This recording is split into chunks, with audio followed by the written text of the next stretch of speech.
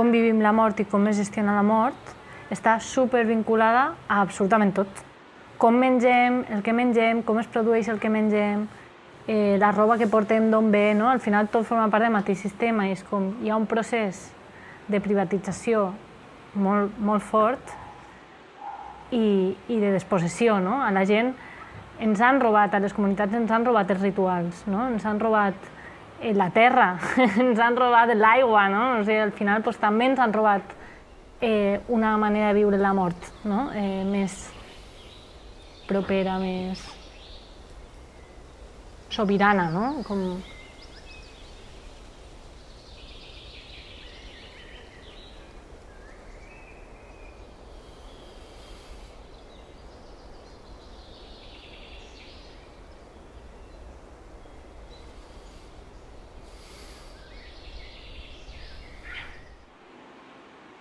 El referente a las leyes, lo que decías, yo es que creo que las leyes que tenemos en España las han escrito las funerarias, yo estoy convencida. Porque si miras la ley, está medida para que un especialista gestione esa cosa, ¿no? La muerte y ese cuerpo, que es algo como infeccioso, ¿no? Esa idea del cuerpo muerto como algo que no es sano. Pero luego comemos carne, que son cuerpos muertos. Entonces, hay ahí como la ley catalana y española es un entremezclado, desde mi punto de vista, de intereses de las funerarias, que acaba siendo, el margen que te deja es muy limitado, ¿no? Y cambiar las leyes es difícil. Sé que hay una ley, no sé si la catalana o española, que está como intentando modernizar, ¿no? Y como que no avanza, está parada desde hace mucho tiempo. Entonces, no sé, en Francia, por ejemplo, tonterías, ¿eh? Aquí tienes que enterrar el cuerpo entre 48 y 72 horas, depende de si lo refrigeras, no lo refrigeras, pero en todo caso, la familia, desde que le pasa esto tan inesperado de que se le muere el familiar hasta que lo tiene que enterrar, tienes 3 días. Entonces, en 3 días, en pleno duelo, tienes que ponerte a visitar funerarias y a pedir presupuestos, se supone, ¿vale? Entonces a tomar unas decisiones como muy bestias, en realidad, pero con el reloj que va descontando tiempo, ¿no? Y en Francia, por ejemplo, una cosa que pusieron en la ley es que tienes una semana. De pasar de 3 días a una semana, para mí el cambio es radical y esa prisa en el tiempo nace. Bueno, no sé muy bien de dónde nace, porque no me creo que no hubiese neveras cuando esta ley se propulsó, pero no es necesario enterrar el cuerpo en 72 horas. Es ridículo. No, además hay culturas que conviven con el cuerpo muerto unos días o semanas, incluso meses. O sea, quiero decir que la relación con el cuerpo muerto varía mucho y o sea, que estas 48 horas responden a un interés en hacer negocio. O sea, ¿cómo se llama? Doctrina del shock, ¿no? El rollo... O sea, si hay un tabú, la gente no se prepara para que esto pueda pasar y no se hace cargo de todo lo que supone la gestión de la muerte. En el momento que alguien muere, estás en shock, no puedes gestionar nada. Entonces es como la funeraria te lo ofrece todo bien empaquetado o la aseguranza, ¿no? La aseguradora. No sé la aseguradora, ¿qué? La aseguradora, que es un súper negocio. Entonces, muy ligado a las funerarias. Muy ligado, no, absolutamente ligado a las funerarias. Entonces, claro, meter prisa y dar poca información sobre todo lo que implica la gestión de la muerte beneficia a la industria, al sector privado y desempodera a la gente. Claro. Porque entonces no puede cuidar, no puede vivir plenamente ese momento con conciencia, pudiendo tomar decisiones que le hagan sentir mejor, informándose, ¿no? Como al final...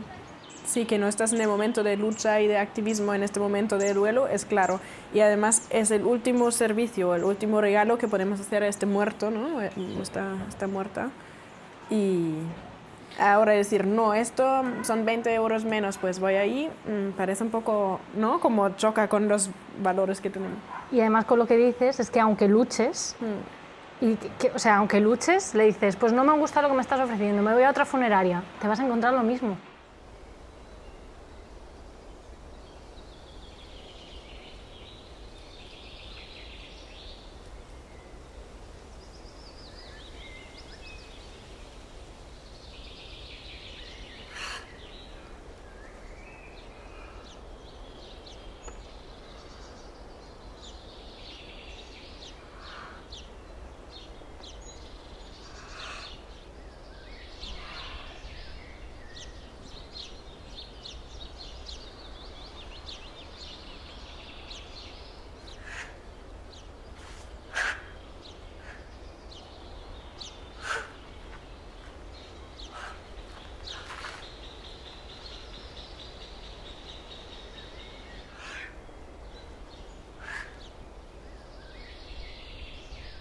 Igual no es tanto el valor, pero es estar más consciente, ¿no?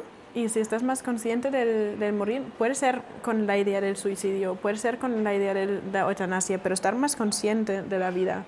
Y puede ser lo que tú sientas, igual no lo que tú quieras, porque hay muchas cosas que igual te gustaría que fuera diferente, però...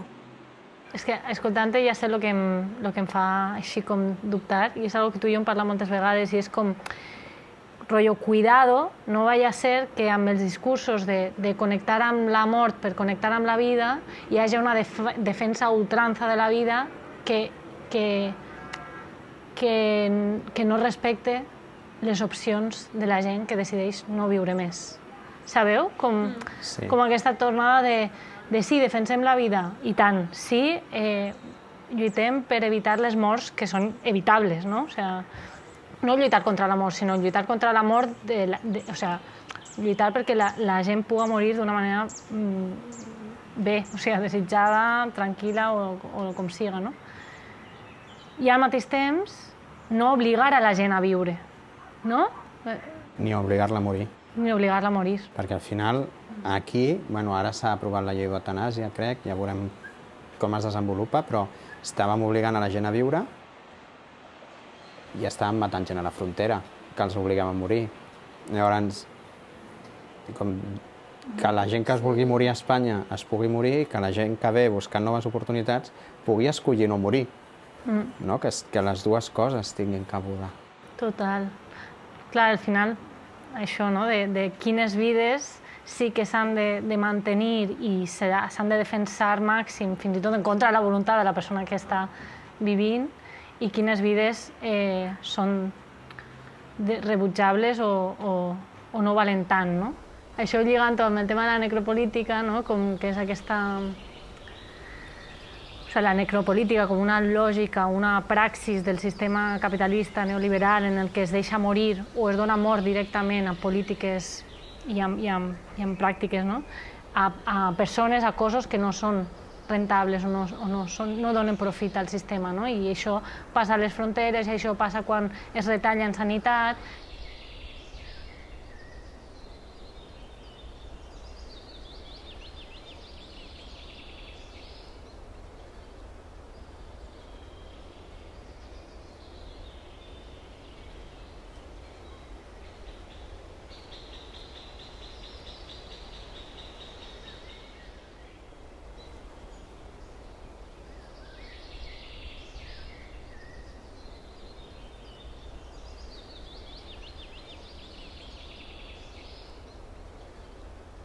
Porque la vida está montada de una manera que no puede parar. Entonces, esta cosa que decimos siempre, ¿no? Que para el duelo tienes 2 días o 3 si se ha muerto más fuera del municipio, pero para la muerte no podemos parar. Pero cuando te casas, sí. Ahí puede pararlo todo, hacemos un festival y nos vamos 15 días de viaje. Entonces, esta cosa de la vida sigue me lleva mucho a... La vida sigue para según qué cosas, pero para otras no. Entonces, la muerte entraría dentro de las cosas en las que no podemos parar porque la gente se muera. Que el problema no es que la gente se muera, no podemos parar porque siento dolor porque he perdido a alguien, que ese es el problema. Hay que seguir siendo productivas, hay que seguir, ¿no? Con la maquinaria. Ahí está. Me hace pensar que también a veces está bien si la vida sigue, ¿no? Por ejemplo, si tienes hijos y tienes que seguir, a veces también está bien como no tener esto de pues ahora paro la vida porque alguien se ha muerto y me encierro en mi habitación y me quedo, ¿no? Como... Y eso de que la vida sigue no me parece... Creo que sí, necesitamos espacios para compartir el duelo y para vivir el duelo, pero no tanto eso de parar la vida. Como... sí. Creo que necesitamos igual más rituales, ¿no? Eso es un tema que creo que necesitamos en la sociedad, nuevos rituales para acompañar este tránsito y no solamente el momento de tránsito en sí, ahora te has muerto, mañana hacemos el funeral, que es un ritual, sino también para acompañar para más adelante, ¿no? Como hay muchas culturas que tienen como rituales que llevan 1 año o 2 años y que estén más presentes los muertos y el morir en el día a día y durante el año. Creo que nuevos rituales sí es un tema muy importante, pero no sé si tanto el parar la vida, sino como más incluir la muerte y el duelo en la vida. Yo creo que tener el derecho de poder parar sería interesante. No en el sentido de cerrarse en su habitación, pero... ¿O sí? Sí, o sea, de alguna manera que puedas vivir el duelo como quieras. Lo de encerrarse en su habitación quiero decir que tampoco tienes que caerte en el fondo más hondo de la depresión. Pero creo que hay en mis duelos ha habido una parte de que si hubiese podido parar, habría parado. Sí que es cierto que cogerte a la rutina de tenerte que levantar a ir a trabajar también tiene un componente positivo. Pero yo recuerdo que el fin de semana, por ejemplo, cuando llegaba el fin de semana, en ese momento trabajaba de lunes a viernes, yo lo agradecía. Y agradecía aislarme y agradecía que dejaran de preguntarme cómo estoy y todas estas mandangas, ¿no? O sea, que yo reivindico el derecho a parar. Sí, yo creo que al final las dos cosas tienen mucho sentido, ¿no? Porque al final es poder vivir nuestros duelos como sentimos que nos va mejor, ¿no? Pues igual a alguien le va bien estar activa, hacer cosas que le motiven, tal, y a alguien le va bien a pararlo todo, estar en soledad o en compañía, pero parando los ritmos que llevaba, ¿no? Entonces, al final creo que lo más importante y una cosa que defendemos siempre es poder vivir el duelo como sentimos. Claro, ¿qué pasa cuando la maquinaria del sistema nos impide vivir el duelo como necesitamos? ¿No? Ya sea porque no hay espacio para la tristeza o porque no hay espacio para parar o porque no tienes que estar produciendo y la tristeza es improductiva.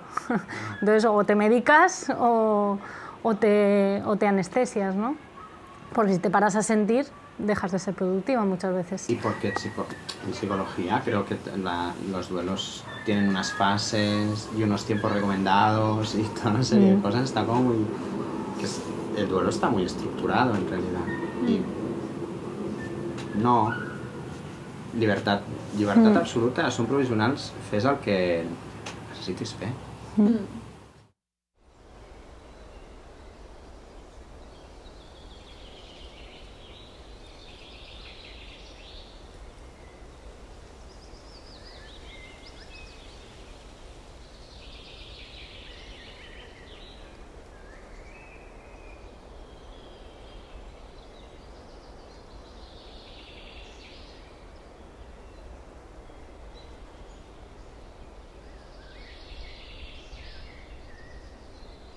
Què vol dir victòria per tu, posar la mort al centre de la vida?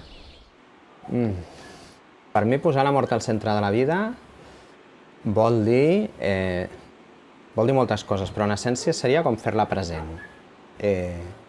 Crec que d'alguna manera no tenim present la mort en el nostre dia a dia i per mi aquesta frase volia dir tenir-la present en el dia a dia com tenim present moltes altres coses, no? Que inclús molt presents. Ara pensava en marques, no? Marques de productes que les veus, no? Quan surts de casa 30 vegades, si poguessis tenir present la mort 30 vegades al dia amb anuncis, potser viuries diferent. Per mi és això. I per vosaltres, per tu, Karen? Sí, para mí también, como es una frase bastante... bueno, que choca a muchas personas, ¿no? Porque hasta ahora es como muy tabú, entonces ponerla en el centro parece como, ahora tengo que pensar todos los días en la muerte y entonces ya como no llego a vivir porque estoy todo el rato como, sí, igual muero mañana, ¿no? Como, creo que no es esto, es más como para dar un poco contra un yuxtapunto, ¿no? A lo que tenemos ahora. Y creo que sí, como tenerla en cuenta, estar consciente, no significa estar todo el rato pensando en, uy, me voy a morir mañana, sino estar consciente de que la vida es ahora y la vida es lo que tenemos aquí y que nos vamos a morir y no somos aquí para siempre, son provisionales, ¿no? Y creo que eso sí cambia la manera de vivir, ¿no? No es tanto solamente estar preparada para la muerte, sino también para cambiar la vida como vivimos. Y creo que cambia mucho en la manera como vivimos como individuales, como también como sociedad y colectivo, ¿no? Entonces eso... Sí, el que tu dius em fa pensar en que no és només pensar en la mort, o pensar en la mort molt sovint, sinó de quina manera pensem en la mort. No? Com de què ens serveix per viure millor pensar en la mort i tenir-la present, no? I cuidar-la. I clar, això fa pensar molt pues, en el tabú que existeix en la nostra cultura, no? Aquí pues, situada en Occident, ara mateix concretament Estat espanyol, Catalunya. I, perquè al final la mort apareix als mitjans de comunicació constantment, no? Abans de la pandèmia també, vull dir que no? Les notícies, les sèries, les pel·lícules, la mort està constantment, però d'alguna manera és tabú parlar o tenir-la present d'una manera concreta, no? És la pròpia mort, la mort dels éssers estimats i com ho fem, com la cuidem, no?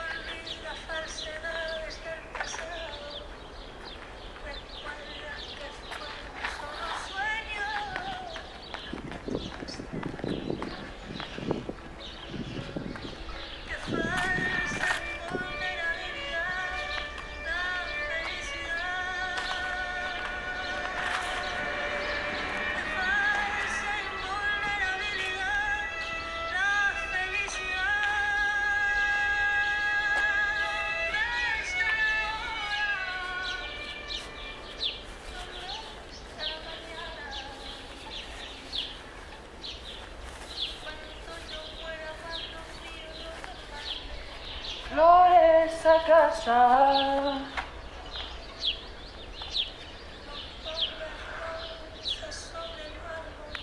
de mi fosa no escribas cartas sentimentales que serían.